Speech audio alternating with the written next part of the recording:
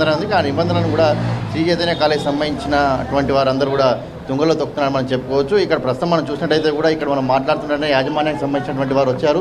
కాలేజీలో ఎందుకు తీస్తున్నారు వీడియోస్ ఇక్కడ తీయకూడదని చెప్పి కూడా వారు ఏదైతే డిమాండ్ ఏదైతే ఇక్కడ మాట్లాడుతున్న పరిస్థితి తీయకూడదని చెప్పి ఏదైతే వారు సీరియస్ అవుతున్న పరిస్థితి కూడా మనం చూస్తున్నాం. మనం చూసారు కదా, ఇది చూడండి ఎందుకు తీస్తున్నారు తీయకండి అని చెప్పుకుంటూ ఏదైతే మీడియాపై కూడా వారు మాట్లాడుతున్న పరిస్థితి మనకు కనిపిస్తుంది. సో ఈ నేపథ్యంలో మనం చూసినట్టయితే మనం బిల్డింగ్స్ నామ్స్ చూద్దాం ఒకసారి. బిల్డింగ్స్ నామ్స్ చూసినట్టయితే పూర్తిగా కూడా బిల్డింగ్ పైన కూలిపోయేటువంటి పరిస్థితి ఉంది. పూర్తిగా అపార్ట్మెంట్లోనే ఏదైతే వారు నడుపుతున్నారు అంటే అపార్ట్మెంట్లలో పర్మిషన్స్ అసలు అధికారులు ఎలా ఇస్తున్నారు, వీళ్ళు ఎలా అడుగుతున్నారు బోర్డు ముందు అని చెప్పి కూడా మనం పూర్తిగా చూడవచ్చు. సో ఓవరాల్గా కూడా బిల్డింగ్స్ చూడండి, ఇక్కడ వద్దు తీస్తుంటే కూడా ఇక్కడ తీయని పరిస్థితి కూడా మనకు కనిపిస్తుంది. సో కేవలం అపార్ట్మెంట్స్ వైజ్గానే కేవలం ఏదైతే పర్మిషన్స్ తీసుకుంటున్నారో ఇక్కడ కూడా ప్లే గ్రౌండ్స్ కానీ లేకపోతే పార్కింగ్ కానీ ఫైర్ సేఫ్టీకి సంబంధించిన కానీ ఇవన్నీ కూడా అధికారులు అసలు ఏ రకంగా పర్మిషన్స్ ఇస్తున్నారో కూడా అసలు ఇప్పటికైతే అర్థం కానిటువంటి పరిస్థితి మనకు కనిపిస్తుంది. ఏదైతే యాజమాన్యం మాత్రం ఏదైతే దురుసుగా ప్రవర్తిస్తున్న పరిస్థితి మనం చూస్తున్నాం. మీరు చూసినట్టయితే బిల్డింగ్స్ అన్నీ కూడా అపార్ట్మెంట్స్లోనే ఏదైతే కాలేజీలు నిర్వహిస్తున్నారో ఇక్కడ కూడా స్పోర్ట్స్ సంబంధించినటువంటి గ్రౌండ్స్ లేవు, ఏం లేవు. ఆ నామ్స్ కూడా పూర్తి స్థాయిలో లేనటువంటి పరిస్థితి మనకు కనిపిస్తుంది. పైన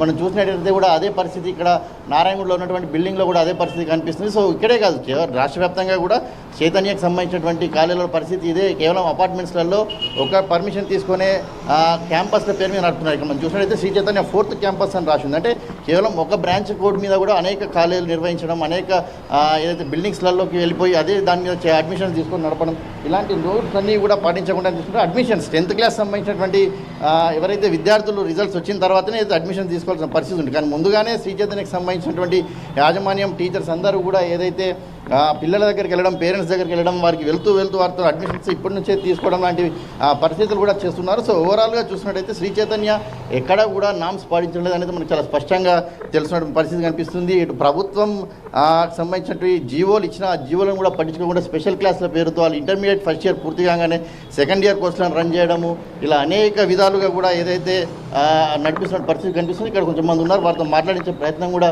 మనం చేద్దాము. చెప్పండి, అసలు ఈ నామ్స్ అంటే సెలవులు ఉన్నాయి, అలాగే బిల్డింగ్ చూస్తే కూడా అపార్ట్మెంట్లాగానే ఉంది, స్పోర్ట్స్ లేదు, ఏం లేదు, ఏ గ్రౌండ్ లేదు.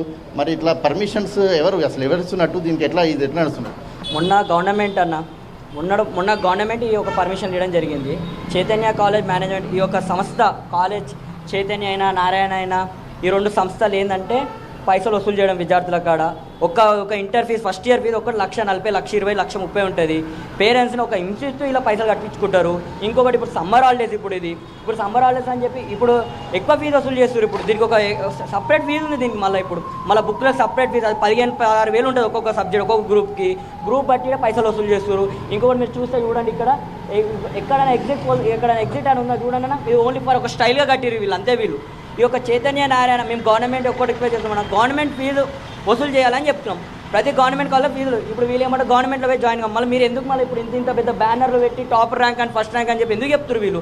అది అని మేము అంటున్నాం. ఇప్పుడు ఎన్ఎస్ఏ పక్షాన మేము విద్యార్థుల కోసం 10 సంవత్సరాల కింద కొట్లాడడం, ఇప్పుడు కూడా కొట్లాడతాం. కానీ గవర్నమెంట్ త్రూ కొట్లాడడం. గవర్నమెంట్ని మేము రిక్వెస్ట్ చేస్తున్నాం ఏంటంటే ఈ చైతన్య నారాయణ మీద కూడా యాక్షన్ తీసుకొని త్వరలో ఈ యొక్క ఫీజులు తగ్గియాలి. ఎందుకంటే ప్రతి ఒక్క పేద విద్యార్థి కూడా చైతన్య నారాయణలో చదువుకోవాలనుకోండి. ఈ సంస్థ ఒక చైతన్య నారాయణ మొన్న ట్యాక్సులు కట్టాలని మీరు కూడా చూసారు.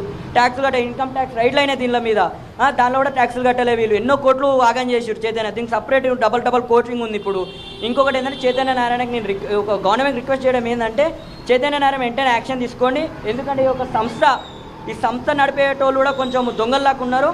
ఇప్పుడు ఈ యొక్క కాలేజీలలో మీరు చూస్తే లోపల విద్యార్థులు మొన్ననే ఫస్ట్ ఇయర్ అయిపోయింది, ఇప్పుడు సెకండ్ ఇయర్ క్లాసులు చెప్తారు. మొన్ననే 10th అయిపోయింది, వాళ్ళకి ఇప్పుడు అడ్మిషన్లు ఓపెన్ చేశారు. గవర్నమెంట్ ఏం చెప్పింది, ఇప్పుడు ఎగ్జామ్స్ అయిపోయి రిజల్ట్ వచ్చిన వాళ్ళకి అడ్మిషన్లు ఇవ్వద్దు అని చెప్పాను. ఇప్పుడు అడ్మిషన్లు ఇస్తారు వీళ్ళకి. ఇప్పుడు అడ్మిషన్ ఫీజు 5,000, ఇలా 1,40,000 ఫీజు. ఇంకొకటి ఏంది, ఇప్పుడు వీళ్ళు ఎక్స్ట్రా బుక్ల ఫీజు 16,000, 18,000. ఎంపీసీ ఐఐటి ఫీజు ఇక్కడ 15,000 బుక్కులు. ఇంకోటి క్యాంపస్లో బుక్కులు అమ్ముతారు. బుక్కులు అసలు అమ్మవద్దు గవర్నమెంట్ రూలర్కి. తెలుగు అకాడమిక్ బుక్కులు ఉన్నాయి, అవి కూడా చదువుకోవచ్చు. అవి ఒక 600-700 పెడితే వస్తుంది. మళ్ళీ బుక్కులు కొనకపోతే వాళ్ళని హింసిస్తారు విద్యార్థులని. ఇలా ఇక్కడ ఇంకొకరు చెప్పండి, గవర్నమెంట్ అధికారులు ఉన్నారు కదా, ఇక్కడ అధికారులు ఎలా ఇస్తున్నట్టు పర్మిషన్స్ ఈ అపార్ట్మెంట్లలో చేయడానికి? అసలు ఈరోజు కార్పొరేట్ విద్యా సంస్థలకు ఈరోజు గవర్నమెంట్లో అధికారులు కొందరు వతాసు పలుకుతూ వాళ్ళ ధనార్జన ధ్యేయంగా వాళ్ళ దగ్గర లంచాలు తీసుకొని ఈరోజు పర్మిషన్లు ఇస్తున్నారు. ఈరోజు చూసారు ఆ మెట్లు కూడా ఈరోజు నిర్భయంగా ఉన్న విద్యార్థులు కూడా ఈరోజు గవర్నమెంట్ మార్చి 30 తారీఖు దాకా హాలిడేస్ ఇచ్చినా ఈరోజు వీళ్ళు క్లాసెస్ నడిపిస్తున్నారు. సమ్మర్ క్యాంప్ అని చెప్పి అధిక మొత్తంలో ఫీజులు వసూలు చేస్తున్నారు. నిబంధనలు గాలికి వదిలేస్తారు. గత ప్రభుత్వంలో కూడా పట్టించుకోలేదు. కానీ ఈ ప్రభుత్వం అయినా ఇలాంటి శ్రీ చైతన్య నారాయణ కార్పొరేట్ విద్యా సంస్థలపై చర్యలు తీసుకొని విద్యార్థులకు న్యాయం చేయాలి. తల్లిదండ్రులు అనేక పెద్ద మొత్తంలో ఫీజులు చెల్లించినా వీళ్ళు ఆ నిబంధనలు వదిలేస్తున్నారు. జస్ట్ వాళ్ళు ధనార్జన ధ్యేయంగా విద్యా సంస్థలు రన్ చేస్తున్నారు. ప్రభుత్వం ఇకనైనా వీళ్ళపై చర్యలు తీసుకొని కఠినమైన చర్యలు తీసుకొని నిబంధనలకు అనుగుణంగా కళాశాలలు రన్ చేసే విధంగా అధికారులు చర్యలు తీసుకోవాలని ప్రభుత్వంకు మేము సూచిస్తున్నాము. కానీ లేని ఎడల రాష్ట్ర వ్యాప్తంగా విద్యార్థి నాయకులు అందరూ వచ్చి ఈ విద్యా సంస్థలు ముట్టడించే విధంగా ఉంటుంది. చూసారు కదా, ఏదైతే నామ్స్కి విరుద్ధంగా అటు బుక్స్ కావచ్చు, అలాగే అన్నీ కూడా ఫీజులు కూడా అధిక మొత్తంలో వసూలు చేస్తున్నారు. సమ్మర్ క్యాంపస్ పేరు మీద కూడా ఏదైతే ఫీజులు వసూలు చేస్తున్న పరిస్థితి కనిపిస్తుంది. విద్యార్థులను ఇప్పటి నుంచే తీవ్రమైన ఒత్తిడి కూడా గురి చేస్తున్నారు. అడ్మిషన్స్ కూడా ఏదైతే 10th క్లాస్ రిజల్ట్స్ రాకముందు అడ్మిషన్స్ తీసుకోవడం లాంటివి కూడా ఏదైతే చేస్తూ నామ్స్కి విరుద్ధంగా చేస్తున్నారు. సో దీనిపై ఖచ్చితంగా గత ప్రభుత్వం ఎలా చేసిందో కానీ ఈ ప్రభుత్వం అయితే ఖచ్చితంగా చర్యలు తీసుకోవాలి. ఖచ్చితంగా గవర్నమెంట్ నామ్స్ని పాటించే విధంగా కార్పొరేట్ వ్యవస్థలకు ఏదైతే రూల్స్ గైడ్ చేయాలి. ఒకవేళ తీసుకునే పరిస్థితులు అయితే ఖచ్చితంగా వారిపై కఠినమైన చర్యలు తీసుకోవాలని చెప్పి కూడా ఒక డిమాండ్ అయితే ఇక్కడ చేస్తున్న పరిస్థితి మనకు కనిపిస్తుంది. దుర్గా. Right, thank you.